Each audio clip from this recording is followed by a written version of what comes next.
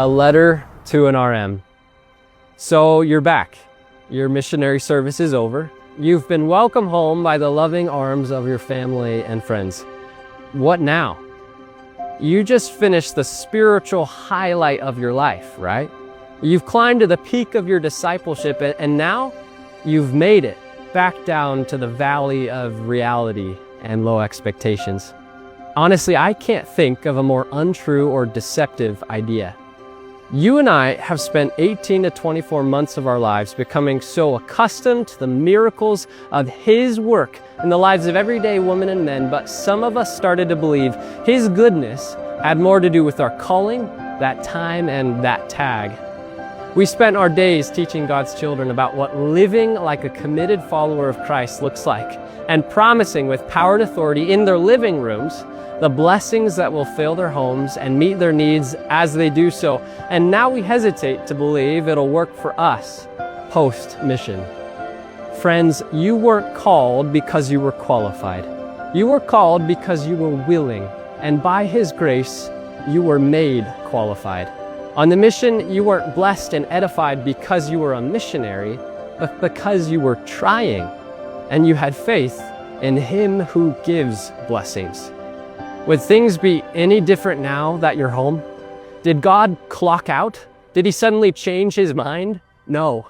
The God of Brazil is the God of you today. The God of Canada is the God of you today. The God of Portugal and Germany, the Ivory Coast and Ghana, Texas and Nevada, and everywhere in between is the God of you today. Serving a full-time proselyting mission is not a saving ordinance, but it is a saving work. That work isn't going anywhere, and you didn't stop it by taking off your tag, because Christ isn't finished saving them, and He isn't finished saving and changing you. Our work is the same. Brothers and sisters, our purpose is the same. We're just playing the long game now. God isn't finished with you yet. To you, He says, hold on. You've gotten this far. You still need me, and I still want you. You are my daughter, you are my son, and I have a work for you. So, welcome home. We are just getting started. Hurrah for Israel. One of my fears for you is that you had this mission experience, and now what happens is that you might go back to where you were. Now, you might go back to where you were physically. You might go back to where the family was and is. You might do that, but don't dare to go back to where you were in your head and your heart before your mission. That would be like an army in retreat.